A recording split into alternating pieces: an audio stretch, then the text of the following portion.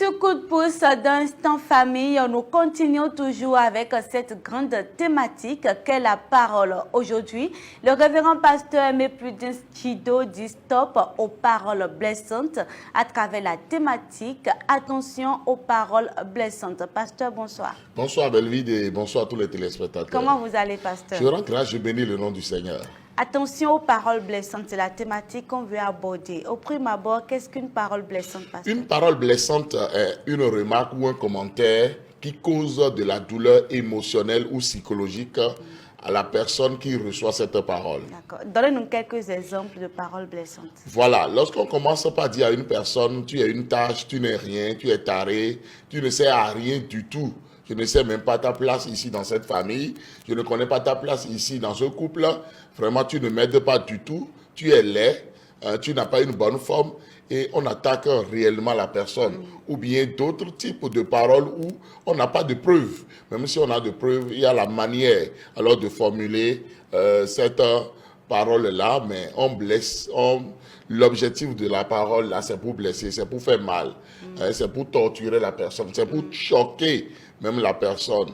Et tout le temps, on crie, on violente la personne. Ou bien on fait honte à la personne devant tierce personne, devant ses pairs, pour l'humilier. C'est ça.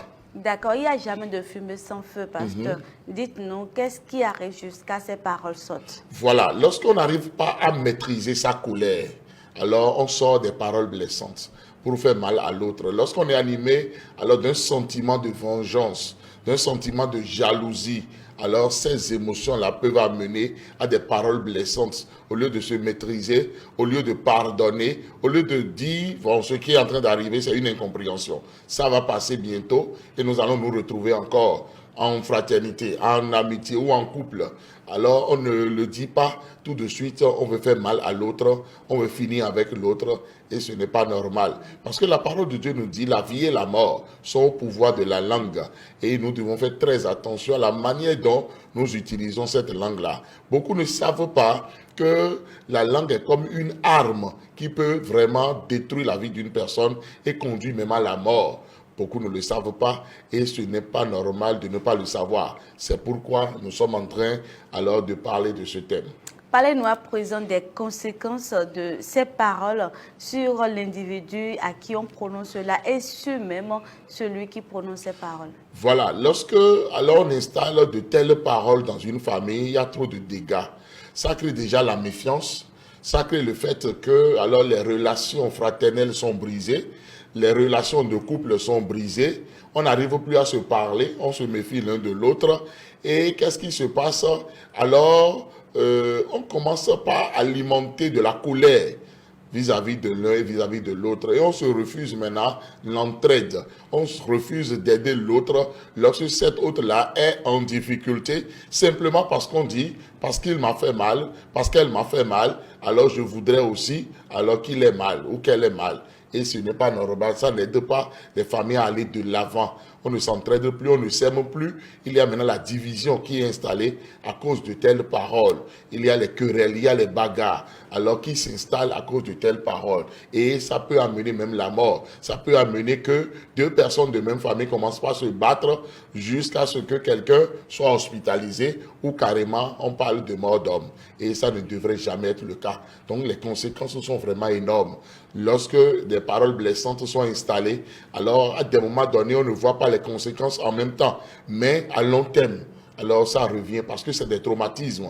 Il y a des gens qui intériorisent et c'est plus tard maintenant qu'on commence par ruminer toutes ces paroles-là. On se pose la question de savoir est-ce que c'est à moi qu'on a dit tout cela, alors je dois réagir, je dois me préparer aussi pour être en position de force pour pouvoir faire mal. Et ce n'est pas normal. C'est pour cela que les parents doivent faire très attention lorsque les parents éduquent même les enfants.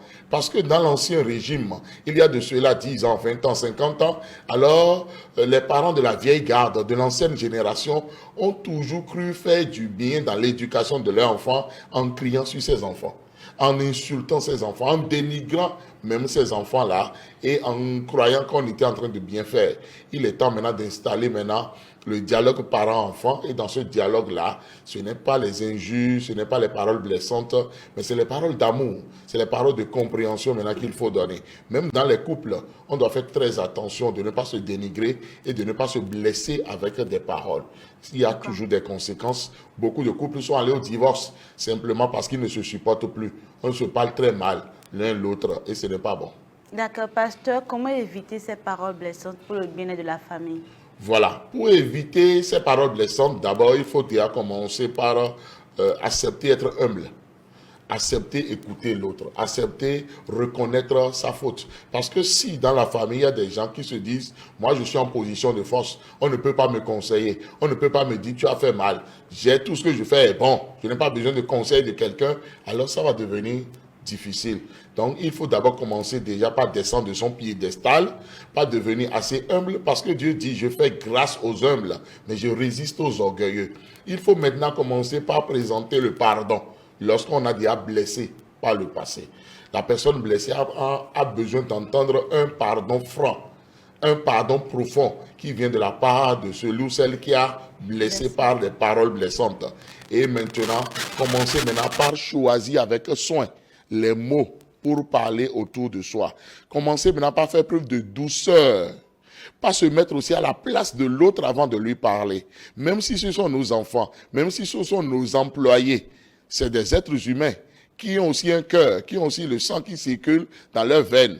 Donc, on doit se mettre à leur place pour dire, si j'étais là et on me parlait de telle ou telle manière, est-ce que ça va marcher? On doit pouvoir se poser ces questions-là. Même si ce sont nos enfants placés, nous devons faire très attention à comment nous parlons partout où nous sommes. C'est très important. Merci beaucoup, pasteur. De façon générale, qu'est-ce qu'on peut retenir?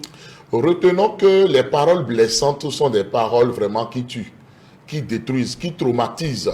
Dans mon 13e livre, j'ai traité de comment guérir des traumatismes. Et j'ai parlé des traumatismes de l'enfance. Et tous ces traumatismes-là viennent par des paroles qui viennent des parents. Et ce n'est pas normal qu'on traumatise alors ces enfants.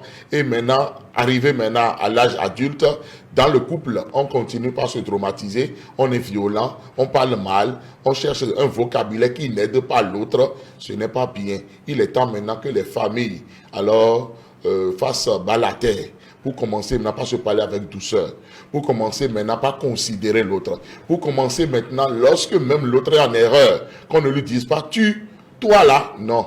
Il est temps de commencer par parler en prenant un jeu. Je voudrais comprendre pourquoi c'est comme cela. Moi-même, c'est comme si c'est moi le problème, mais aide-moi à mieux comprendre. Lorsque vous vous mettez d'abord alors devant la situation, l'autre vous accueille favorablement. Mais si tout le temps, c'est toujours un doigt accusateur et tout le temps, c'est l'autre qui est en erreur, ça n'aide pas. Donc, il est temps maintenant de vraiment revoir alors tout ceci pour pouvoir s'aimer, s'aider et aussi former une génération de personnes qui sont réellement stables psychologiquement. Parce que lorsque les paroles blessantes s'installent, c'est qu'on crée beaucoup de difficultés, on crée beaucoup de maladies. Ça peut ne pas se voir sur le corps, mais dans le cœur, dans l'âme de chaque personne qui a reçu des paroles blessantes.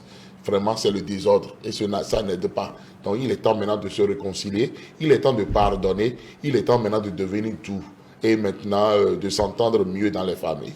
Pasteur, merci. Envoyez un message à nos téléspectateurs sur cette thématique. Et bien, miro khodawedo khodido de khodido lomono doit pas meu. Do o khodi non ton sinu mi tomeleo. Et do na kholo bona dak pa me di buuru wendo mi tomea.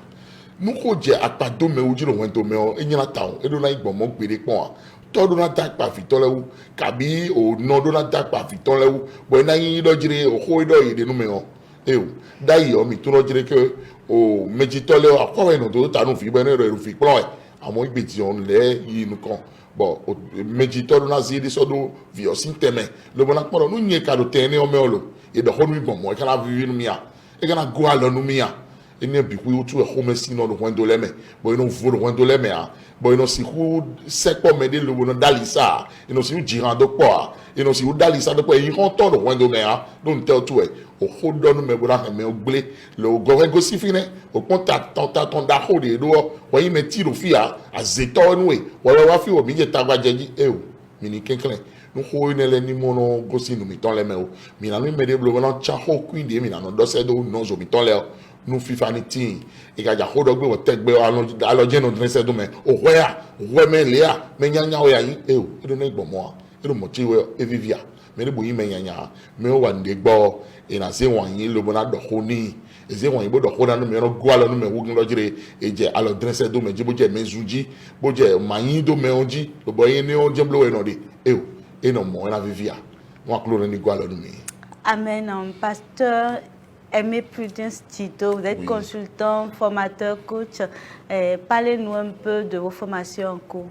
Oui, j'ai 20 formations qui sont logées sur Telegram et qui attendent toujours. Ces 20 formations sont plusieurs années de travail et c'est des formations que vous devez suivre absolument.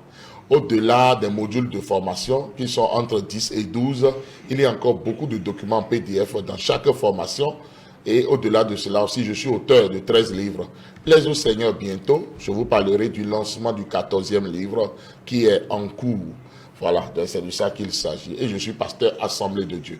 Merci beaucoup, pasteur. Rappelez-nous vos contacts. Pour me contacter, il suffit de taper le plus 229 95 15 67 40 ou le plus 229 97 56 63 34. Merci, pasteur, pour ces informations partagées avec nous.